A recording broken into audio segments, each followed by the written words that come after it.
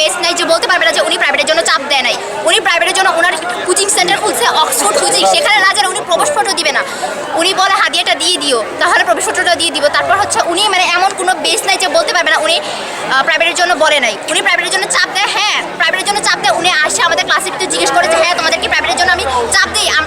আমরা শিক্ষার্থীরা কী বলবো? কারো এমন সৎ সাহস নাই যে বলতে পারবে আমাদের যে চাপ দেওয়া হয় না। উনি অনেকবার জিজ্ঞেস করছে হ্যাঁ আমি কি তোমাদের প্রাইভেটের জন্য চাপ দিই? প্রাইভেটের জন্য চাপ না দিলে উনি বলে কেন যে 500 টাকা তোমাদের 500 টাকা করে প্রাইভেটের বেতন, তাও তোমরা আইসো, তোমাদের ফ্রি পড়াবো তাও তোমরা আইসো। উনি প্রত্যেকদিন আইসা যারা প্রাইভেট পড়ে না ওদেরকে দাওয়াত দেয়। কেন?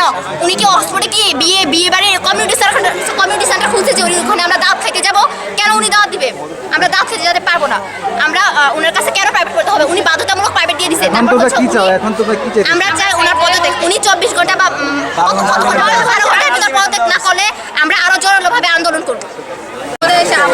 কথা বলো না। উনি ক্লাসের মধ্যে এসে আমাদেরকে প্রাইভেট পড়ানোর কথা বলে উনি এটাও বলে যে আমার মতো যদি অঙ্ক না হয় আমি তোমাদেরকে পরীক্ষায় পাস করাবো না।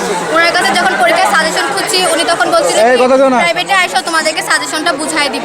তারপর উনি এগুলো বলে যে তোমরা টেস্ট পরীক্ষাতে তোমরা ফেল করবো। ওনাকে অনেক বিষয় বলা হলো উনি আমাদের ক্লাসে যখন আসে তখন উনি অঙ্ক করার থেকে কথা বেশি বলে। আয়সা বলে যে তোমরা তো প্রাইভেটে যাও না, কোনো ছেলেদেরকে বেশি বলে যে এই প্রাইভেটে আসোস না কেন, না আসলে থাপ্পড় দিব, কানমলা দিব, কালকে যদি দেখি তোরা প্রাইভেটে না আসছো, 7টার দিকে প্রাইভেটে না আসছো তোদের খবর আছে, বিভিন্ন হুমকি দেয়। এরপর এটা বলার পর এটা বলে যে তোমাদেরকে আমি প্রাইভেটের কথা বলছি, তোমাদেরকে তো প্রাইভেটের কথা আমরা বলি নাই। তাহলে এই কথা কেন বলে যে আমার মতো অঙ্ক না মিলে আমি নাম্বার দিব না? আমরা যদি অঙ্ক করে আমাদের অঙ্ক মিলে তাহলে তো উনি নাম্বার দেওয়ার কথা, কেন নাম্বার দিবে না? ইনফ্যাক্ট উনি এটাও বলছে কেন যে আমরা সাজেশন ওনার কাছে প্রাইভেট পড়তে গেলে সাজেশন পাবো, না হলে কেন সাজেশন পাবো না, এগুলোই বলছে। আচ্ছা, দাবি আদায় না পর্যন্ত কি তোমরা কি আন্দোলন চলমান রাখবে? না আমরা যাবো না। আমাদের 12 ঘন্টা ওনাকে টাইম দিতে। উনি যদি আন্দোলন করছে, উনি যদি পদত্যাগ না করে আমরা এই আন্দোলন আরো জোরালোভাবে করবো। আচ্ছা, ক্লাস করি, উনি আমাদের ম্যাথ ক্লাস পায়। আমরা যখন ক্লাসে পড়া পারি না বা পড়া নিয়ে কোনো সমস্যা হয় তখন উনি বলে ওনার কাছে প্রাইভেটে পড়ার জন্য। যখন আমরা প্রাইভেট পড়ি না উনি আমাদেরকে বাধ্যতামূলক প্রাইভেট জারি করে। যখন আমরা প্রাইভেট পড়ি এবং কি প্রাইভেট পড়া চলাকালীন আমাদের উপর কোনো অত্যাচার বা কোনো টর্চার করে না। যখন আমরা প্রাইভেট থেকে চলে আসি বা উনি আমাদের থেকে যে অ্যামাউন্ট দাবি করছে সন্ধ্যা 6টা থেকে রাত 11টা পর্যন্ত উনি আমাদের থেকে প্রাইভেট দাবি করছে। এবং আমরা এক বিষয় প্রাইভেট যদি আমরা সন্ধ্যা 6টা থেকে 11টা পর্যন্ত পড়ি তাহলে আমাদের অন্য পড়াগুলো কখন পড়ি? আর আমরা যখন এই বিষয়টা আমাদের কাছে ভালো লাগে না, আমরা প্রাইভেট থেকে চলে এসেছি।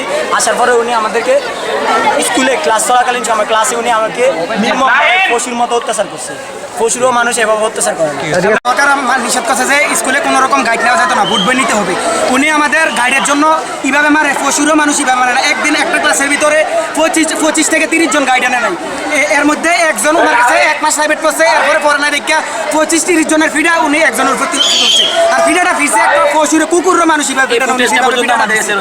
উনি গাইড যদি সেলারা যদি একটা 60টা গাইড আনে, 60টা গাইড একটা গাইড এরকম মোটা করে এটির ব্যাগ দিয়ে বহন করলে ছেলারা এইভাবে অসুস্থ হয়ে যাবো।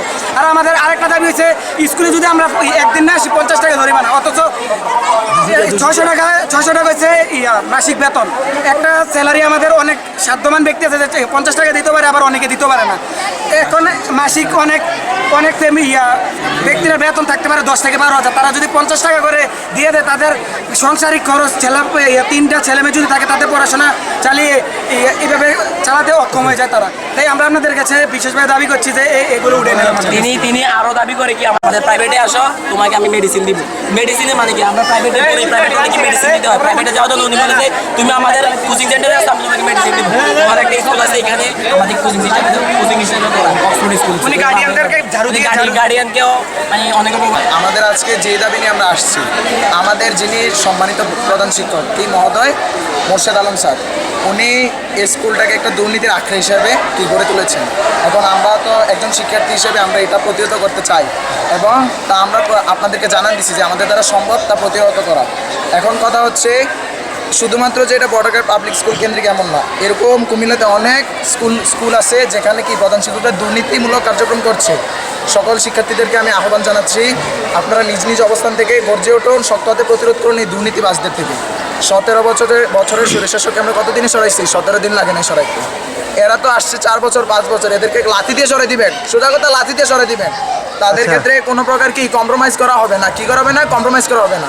আচ্ছা, এই ক্ষেত্রে আপনারা আপনারা সকলে- এদিকে সেক্টর কমান্ডার আছে, জিতু স্যার আছে, ওনারা আমাদেরকে আশ্বস্ত, সিইও স্যার আছে, ওনারা আমাদেরকে আশ্বস্ত করছে আগামী 7 ঘন্টার মধ্যে ওনারা পদক্ষেপ নেবে। আমাদের কি পদক্ষেপ নেবে? আমাদের দাবি কয়টা? দাবি দুইটা। একটা কি প্রধান শিক্ষকের পদত্যাগ এবং বর্তমান সকল শিক্ষককে কি করতে হবে?